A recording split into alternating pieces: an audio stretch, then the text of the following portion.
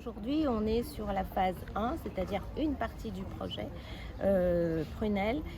Et nous sommes sur la phase où les bailleurs sociaux ont commencé à proposer à ceux qui habitaient dans certains logements d'autres logements, parce que ce sont des logements qui vont être déconstruits parce que de très mauvaise qualité, pour être reconstruits et avoir une offre qui va mieux à la dignité et c'est la lutte contre l'insalubrité des logements. On a fait des squares. On va en voir un tout à l'heure sur le bas de la rue Maréchal Leclerc.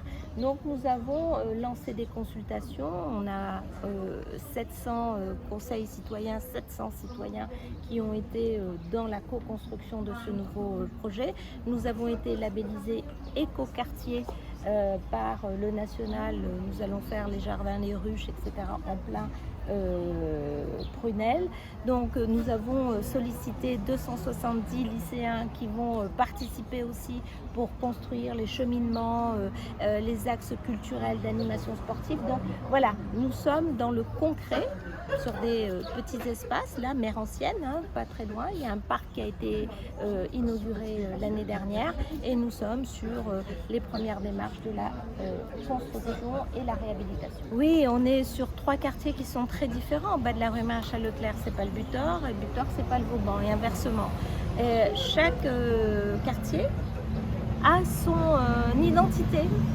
Et quand on refait des quartiers, nous ne voulons pas détruire cette identité. Au contraire, c'est pour ça que co-construire avec les citoyens, pour nous, c'est très important, le conseil citoyen qui est là, parce qu'il véhicule ce qu'étaient ces quartiers. Bouvet, ça a toujours été un quartier très économique. Il y avait des beaux restaurants, il y avait des magasins, il y avait des boutiques. Moi, j'allais à l'école Bouvet quand j'étais petite, donc je me rappelle très bien ça. Il y avait des bidonvilles aussi. Et donc, tous ces citoyens vont nous raconter. Donc, on a un aspect aussi historique et mémoire, les photos que vous avez vues dans l'espace Prunelle, les dessins avec les enfants. Donc, on a la transmission aussi pour que ce ne soit pas des quartiers hors sol qui apparaissent demain. Les gens ils vont dire mais c'est quoi, ça ne nous ressemble pas. Et ça va être des quartiers qui vont être modernes mais qui vont avoir leur forte identité également. Alors c'est un travail qui est lancé sous la responsabilité des bailleurs sociaux.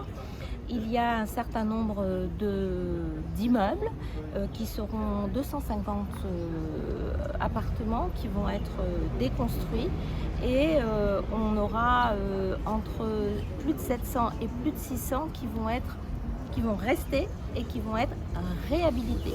Donc la grande majorité de Prunelle, ça n'est pas de la déconstruction, loin s'en faut, c'est de la réhabilitation et de l'amélioration.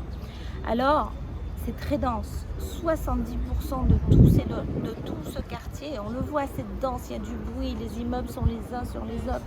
Il faut des espaces de respiration et il faut enlever très certainement les immeubles qui sont les plus détériorés et qui, selon les bailleurs sociaux, ne peuvent plus faire l'objet de réhabilitation digne pour avoir des choses très concrètes et qui restent pendant 20 ans, 30 ans. On ne fait pas de la réhabilitation tous les 10 ans, tous les ans. C'est lourd pour les gens qui y habitent parce qu'on le fait en milieu habité.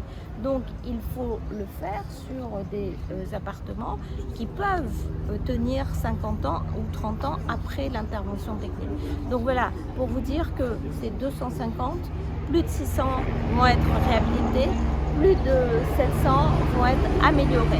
Donc on est sur une grande majorité de logements qui vont être maintenus. Pour ceux qui partent, et ils sont accompagnés par les bailleurs sociaux et par un dispositif prévu par l'État, c'est toujours compliqué. Humainement, c'est très difficile. Quitter là où on est né, quelquefois, où on a fait grandir ses enfants, c'est vraiment très difficile. Mais les choses se passent et nous veillons, nous tous, à ce que ça se passe le mieux possible. Ça n'a pas toujours été le cas. Et donc le fait d'avoir des conseils citoyens, le fait d'avoir des commissions de relogement, le fait d'être vigilant là-dessus, c'est de limiter le plus possible les traumatismes que peut entraîner ce genre d'opération pour que les gens se projettent dans ce qu'il y aura de mieux pour eux demain. Et nous, c'est ce qu'on veut, c'est avoir le mieux possible pour les Dionysiens et les Dionysiennes.